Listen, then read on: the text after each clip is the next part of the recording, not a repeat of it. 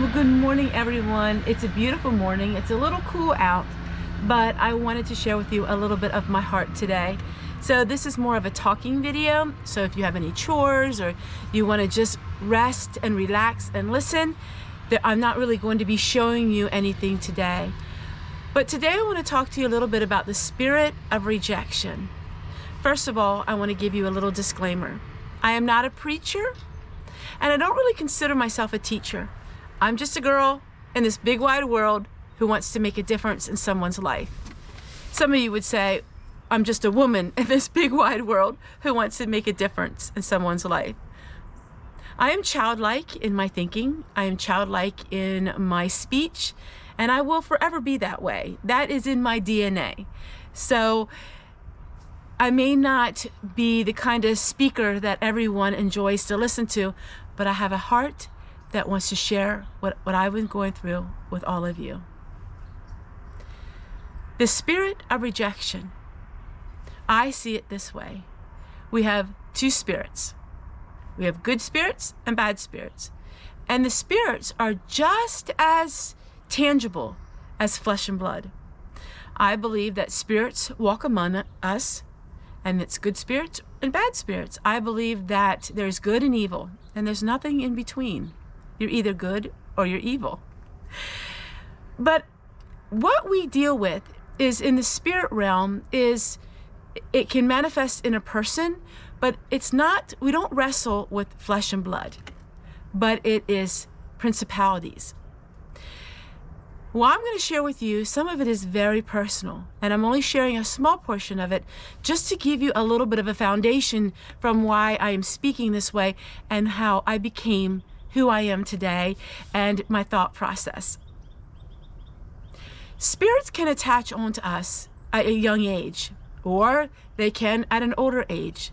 So there's the spirit of the Jezebel spirit, the spirit of envy, the spirit of jealousy, the spirit of hatred, the spirit of bitterness, and the spirit of rejection. Rejection and fear go hand in hand. And in the Bible teach us we need to think upon things that are good, that are pleasant, that are edifying to the soul, but yet we're humans and we all have to deal with these type of spirits. I'm going to share with you a little bit of my story, just a small portion of it, because it's not about my story in the beginning. It's in my story in the end. That's important. Have you ever seen a movie where 90% of the movie was the negative part of someone's life, and then all of a sudden the last 10% of the video of the movie was the uplifting part? I think it should be the opposite. I think it should be 10% of the part of your life should be the talking about how you got to where you are, and then the 90% of it explaining encouragement. My mother died 2 days after I was born, and my father had 2 other children, and he gave me up for adoption. He kept the other children, and I was adopted into a very loving family, a very strict family with a lot of Mennonite values, which you all know. And my whole life, I dealt with rejection. My parents kept me from a lot of things in my life, and they protected me. They went to great lengths to protect me. And I'm so thankful that I lived a very sheltered life. But my whole life, I felt rejected. I felt that power of rejection. Now, I allowed that, of course, I did. And the rejection was in my mind, and it became part of me. And then I went through life and I dealt with this. So whenever there was a situation in my life where I felt that somebody was rejecting me, I went into the pity party and I went into the victim, oh, well, nobody likes you, Tessie. And that's where the self-doubt talk comes in. Because rejection is the self-doubt talk. It's not so much what happened to you, it's what you do with what happened to you that makes the biggest difference. Let me explain. I either was rejected or I wasn't rejected at birth. But what I continued to think about in my mind was the self-rejection and the self-doubt. And that is where my rejection lied. Not with the situation of what happened to me. It was my mind telling my body and my soul and my spirit that I was rejected. And so I went through life and I dealt with that. And so whenever something didn't go my way or something didn't go right, I always heard that in my mind. Oh, Tessie, you'll never amount to nothing. Nobody loves you. Instead of thinking about the love of my parents and the love of my family, I always went to that little bit of rejection. Some of you are sitting there and you will understand what I'm saying. Some of you have been very much rejected in your life, physically, emotionally, and spiritually. Some of you have gone through PTSD, severe cases of it. Some of you have been abused. And that self-doubt and that self-talk just made it worse and worse and worse.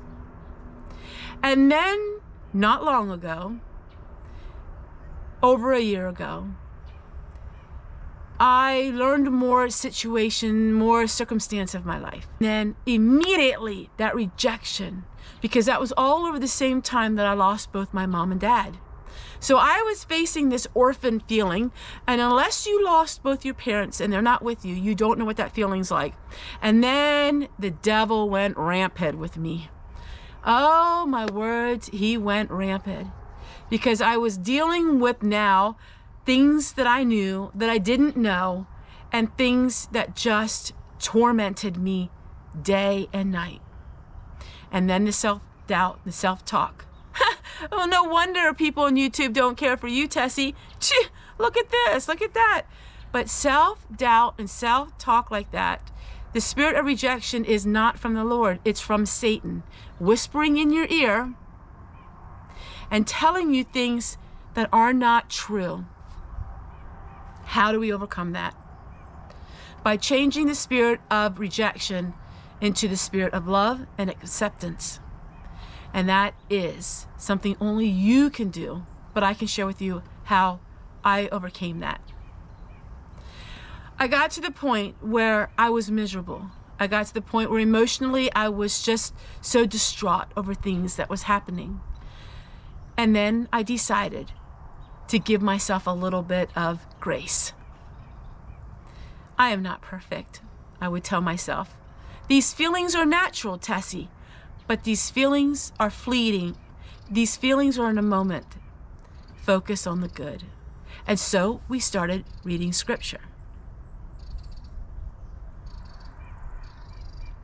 In the Bible, it talks a lot about the spirit of fear, the spirit of rejection, and the spirit of condemnation. And the spirit of condemnation is something I'm going to talk about in another video because that is extremely important. And so I would focus on scripture and focus on good things and focus on the positive and focus on forgiveness and focus on love. There's nothing wrong with loving yourself in a wholesome kind of love, not a boastful love. But I embraced myself and I said, I am special because God made me who I am. And all of a sudden, for the first time in my life, I gave myself self-love. I gave myself the okay to have these feelings. It's okay to feel this way. It's okay to feel the sadness. It's okay to feel that. But it's not okay to wallow in all of the self-pity that I had and wallow in the self-rejection. And my life dramatically changed just like that. It started with a little bit. And then people on my video, people said in my comments, Tessie, I don't know what happened to you, but you're a different person. Just last week, I had somebody say that I seem so happy. I am. Because finally, I gave it all to the Lord.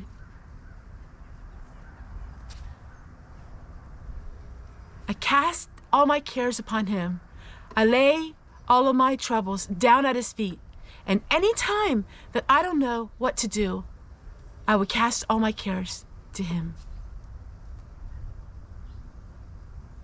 I cast all my cares upon you. I lay all of my burdens down at your feet.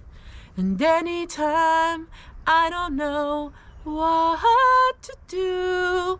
I will cast all my cares upon you. I cast all my cares upon you.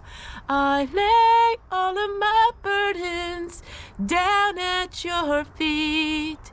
And anytime I don't know what to do, I will cast all my cares upon you. The Lord is with me. He's right here beside me. I talk to him like he is flesh and blood. Some of you may be watching this video and have no idea the things that I'm talking about. Some of you may feel a connection with me. I don't know how many would feel this connection. It may be 1, it may be 100. I don't know. But when we allow ourselves to have negative thoughts about ourselves, when we allow ourselves the feeling of rejection, we have depression, anxiety, and hurt. I'm not telling you what happened to you was okay. I'm not telling you how you were rejected in life and abused in life is okay. It's not. But what I am telling you, to find deep somewhere inside the forgiveness to love yourself and to forgive, but not forget. Sometimes in life we can't forget things, but we can love ourselves enough to let it go. That's hard, because when life situations happen, you get triggered. Memories trigger just like that. In the middle of the night, you get these triggers of memories of things that happened to you. It's a work in progress. He's still working on me to make me what I ought to be. It took him just a week to make the moon and the stars, the sun and the earth and Mercury and Mars. How lovely and patient he must be, 'cause he's still working on me. Yeah, it's a children's song, but you know what? Sometimes the children's songs can help you and can speak to you more than any other. Take care, everyone. And the next episode will be talking about condemnation and how we can free ourselves from that burden once and for all.